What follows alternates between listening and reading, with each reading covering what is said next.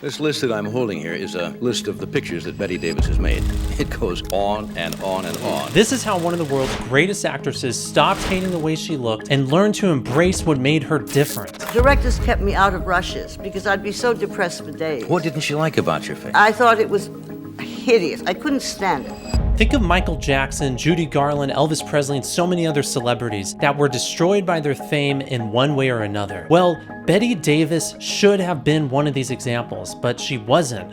Why? How did she avoid that same tragic ending? In the age of social media, it's especially important that we answer this question and learn from the wisdom of Bette Davis. That's why I investigated the films, the biographies, the interviews, and even spoke to a therapist, not about myself this time, but about Bette Davis, because I wanted to get to the bottom of this question and really answer it for all of us. Here's how Bette Davis survived a legendary 50-plus year career in Hollywood. One thing that is evident in her later interviews is that Bette Davis stopped seeking external validation. I remember once I was acting in a friend's film and the camera was pointed at me and I caught a glimpse of the monitor.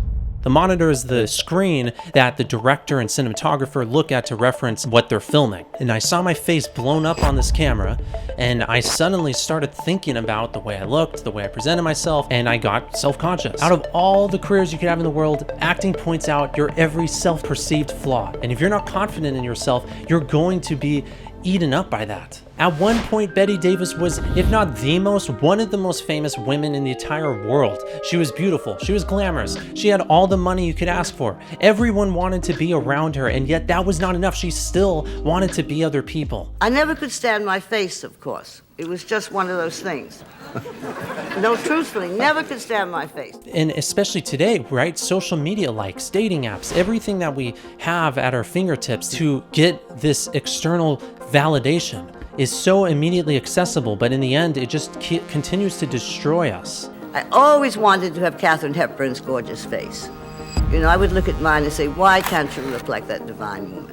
So that kind of envy I may have had. But comparing yourself to others, especially when you're young, is super easy to do because you're in this competitive state and everybody wants to build up their lives and the future's uncertain.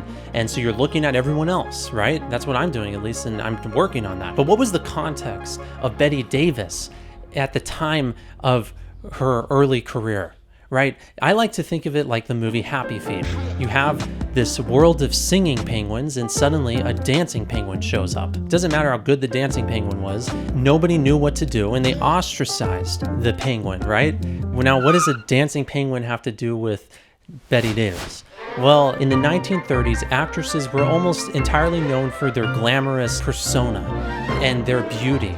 Bette Davis was known for her acting prowess. With performances like that of Inhuman Bondage, Bette Davis made audiences uncomfortable. She was playing dislikable characters that, even though the audience hated, they cannot deny her acting genius. And with her strange and unique features, this is what made her truly unique, especially when you get to a movie in her later career like Whatever Happened to Baby Jane.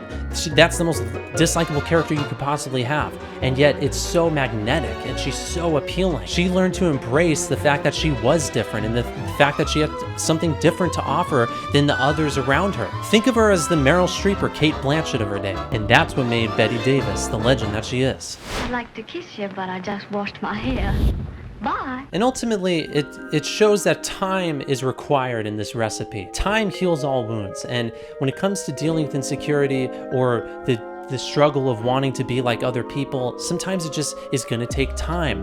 Now, I don't know that from personal experience because I'm young, but I do know that from this interview. Things seem like they look a lot different when you're withered by age. There's a great quote that goes something like this: when I was young, I worried about what everyone thought about me. When I was middle-aged, I stopped worrying. When I was old, I realized nobody cared in the first place. So now let's ask my friend, a professional therapist, how he thinks Bette Davis was able to cope with this struggle that is very real even today. What do you tell a client who hates the way that God made them? Well, one thing that you would want to do with a person is basically to get a background on them, to understand probably where that comes from.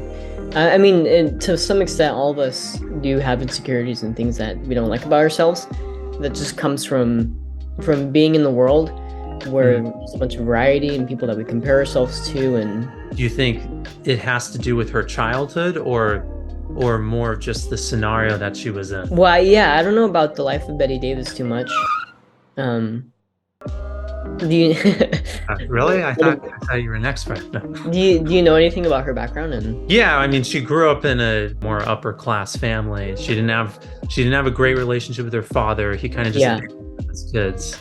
She grew up in boarding schools. She didn't see her mom that often. It was a pretty challenging upbringing, it seems, even though she had a lot of wealth. one thing that I think would be helpful, we tend to think that people think more importantly of us than we may really do, because you get to live with yourself all the time. So I think kind of being able to move outside of ourselves is really important.